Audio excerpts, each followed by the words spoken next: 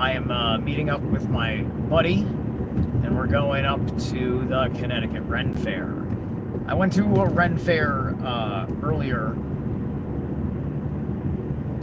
this year that was in Connecticut, but it's not the Connecticut Ren Fair. Now I'm going to the Connecticut Ren Fair. So yeah, dream report that I'm gonna do while we drive here, because I was thinking about it. I was listening to Project Cheney, YouTube channel. Shout out Project Cheney, Cheney in Wonderland on Instagram. She's going to be on Trigenesis tomorrow at 6 p.m. Live, apparently. So, yeah, Project Cheney, and we're going to be talking about her work. We're going to be talking about her work, and, no doubt there will also be aspects of her life involved, right? Because what we all have in common is that our work coincides with our life experience as we, kind of exposed the core problems for children. Now, this is why I'm making a childhood dream report, because they were talking on there about Nightmare on Elm Street and some of the associations of the lore around Freddy Krueger and Nightmare on Elm Street that is now kind of being seen in tragically perfect parallels to various things associated with cultural heroes and such. It's quite nuts. Freddy Krueger may have been like an Americanized Jimmy Savile, right? And of course, that's not anything that the actor knows. So when the actor denounces the change, that doesn't mean he's God's authority on that. In fact, it's the fucking writer, right? Like, dude, seriously, I don't think I've ever heard anywhere under any context and association that there wasn't sexual assault involved with any child murder. It's never fucking happened. Freddy Krueger became more applicable to the reality that you would not want to see. And that's the only way that Robert Englund could have put his heart and soul into that character if it didn't cross that threshold, because of the fact that he himself is an awesome person. This I have no doubt. But you're going to live in that blind spot. And that's going to be tragic, right? Especially because it'll never be a blight on you. Those films, you are correct. You are correct in the technicalities of the writing that line was never crossed. But dude, that is so fucking hardcore implied. Everything about him, everything about how Freddy Krueger operates is rapist profile. Sadist rapist. That's what he is. He's a sadist rapist because the victim's mind interprets it that way. And his grotesque figure is the result of your desires of what you want to do to this person for the pain that they put you through. And in Nightmare on Elm Street,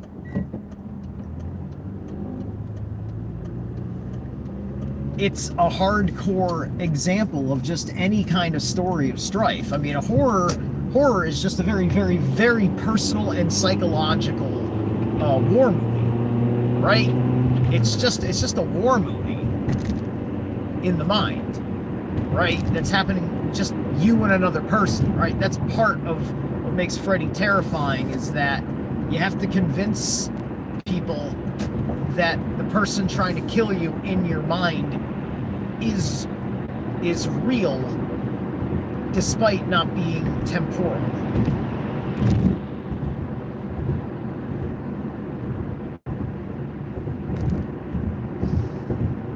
So, by the time I saw Dream Warriors and Dream Master,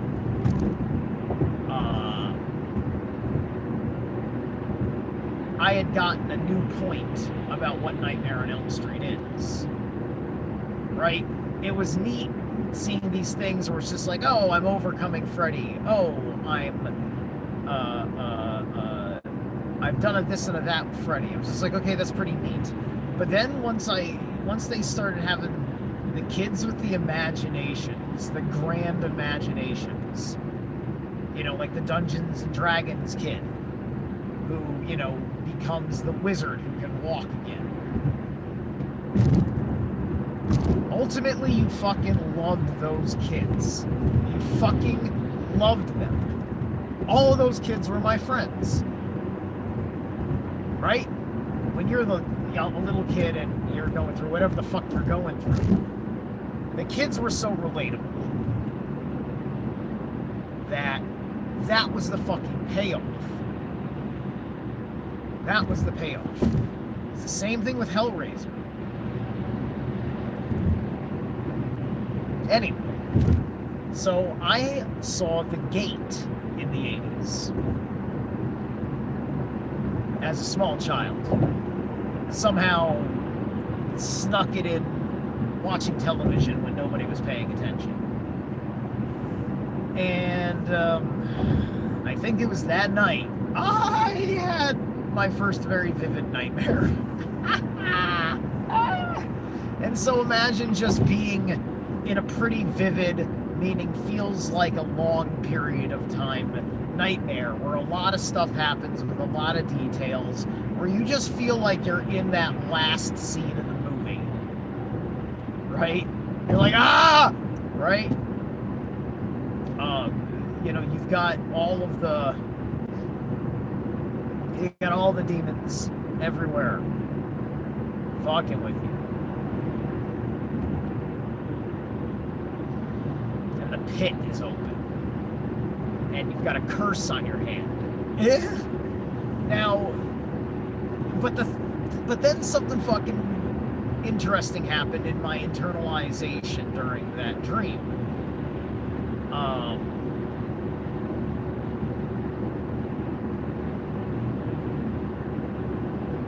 I somehow stopped being afraid. Like, I made a choice to not be afraid. I think at the end of the day, it was just like,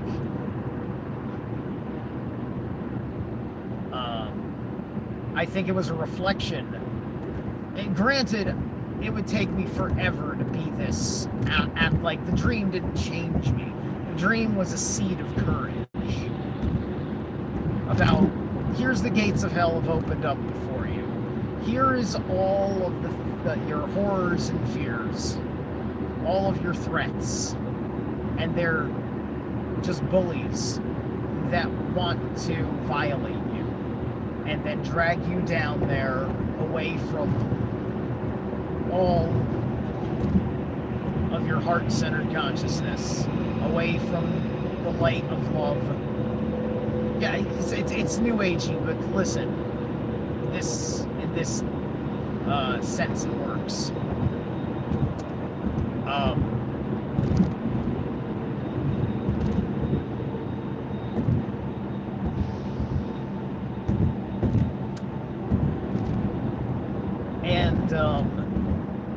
I said I'd rather turn around and fight. And then,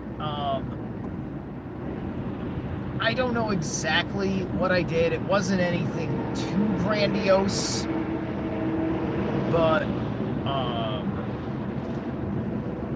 It was shortly after I made that decision that I woke up, and I had like this adrenaline rush when I woke up that I'd never had before from even a nightmare.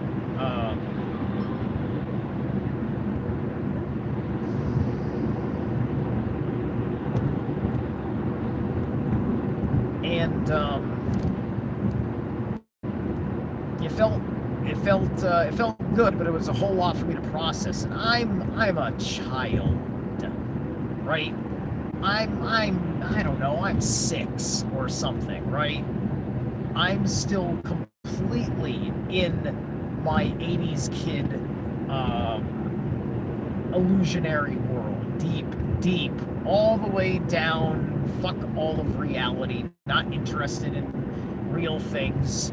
Give me cartoons and video games and sweets and oh my god, the whole horror show of indulgences that the boomers I chose to incarnate through were inclined to give me. But listen, at the end of the day, I also would not have known that. What I mean back in the day is that when I was in that place, out of space, out of time, right, we keep thinking that free will doesn't apply on a certain level of the matrix. No, it does. It applies on all levels because of us and our fluid connectivity origin point, which is more of a re-origin point because it's a cycle. There pretty much wasn't a beginning to existence at all. They're just tracking cycles and then getting really irritated because you can't get inside the heads of those people unless they were able to get it out of their heads. Guess what? People were people. I guarantee if you fucking time travel and you chill the fuck out, you're not going to see any of that fucking horror show. I guarantee you, people were people, right? You just have to know, you just have to have like, you just need like a day. You need a day to observe their regular social habits, figure out when that social habit repeats, introduce yourself during that time, and get a quick, and build trust quickly with somebody who is trusted in their society. That's something that you do irregardless of time travel. My point is,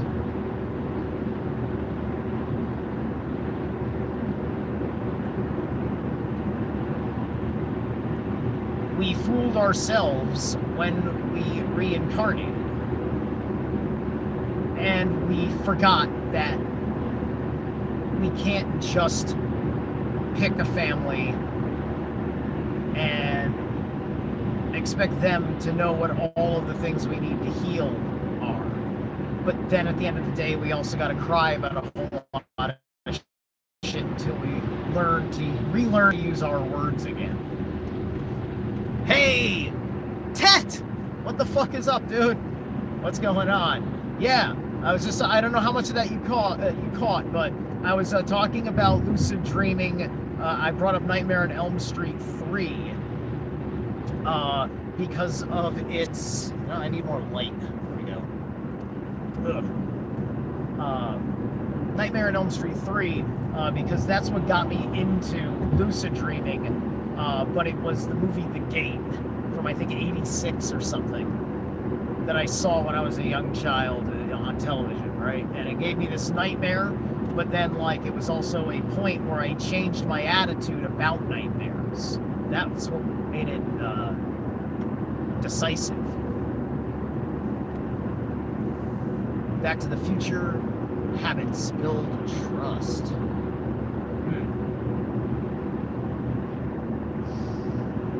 That bear is totally boomer. What bear? But anyway,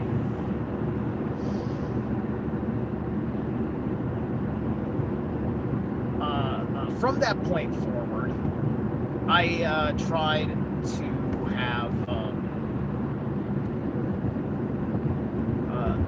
I thought about my dreams a lot more, and it took me a while to like figure out that I could figure this stuff out on my own. Right?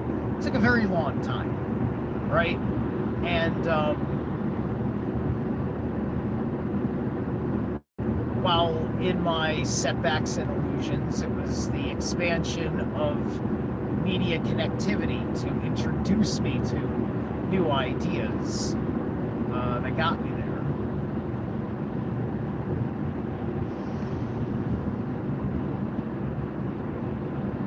And so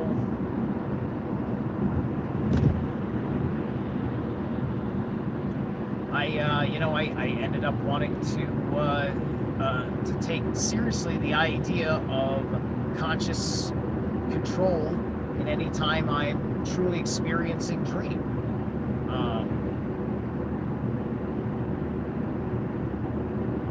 And the third of those things, the lucidity, that's the thing that I struggle with the most. I'm very good with what I do in my dreams. Sometimes it fades off, but I'll know that it was a good dream or a rough dream based on my energy in the first few minutes of my day. And my yoga practice in the morning is a flush of everything that I would have psychically accumulated in dream time. So this is how I deal with any of the poison of the unconscious mind.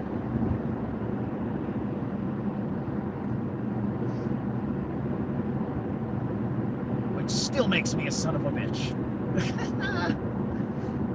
So Tet, my man, Zeralath@yahoo.com. I want to have you on my TFR Live show, which then will also get uploaded here like you would see on the playlist on my channel for Trigenesis on TFR Live. The show is live on Sundays, and I'm going to have Project Cheney on this Sunday at 6 p.m. Eastern Time. If you can't do it live, we can pre-record it. It's 2 hours. It's a 2-hour show, four segments. But it was good to watch your presentation again on the IMEC channel, and it was an honor to meet you and to work with you and to give you the reading, that is. And yeah, I hope that you either do some more stuff, like, I don't know, at least get a website. Hope you have some content. I mean, you've got a lot to say. You know how to put on a production. I'd love to see it. I'm not a TikToker. I don't know if you're doing TikTok. I just don't want to. I'm going to draw a generational X line and say, as a Gen Xer, I'm officially considering that no technology. Yeah, I'll let Gen A figure out TikTok. Anyway, that was my dream report on the gate. Tet, I hope to hear from you very soon. All sorts of exciting things are happening. Everybody, make good ritual today and make good energy of this new moon. This new moon in Libra. This is a time to balance things out between the way we think and the way that we are.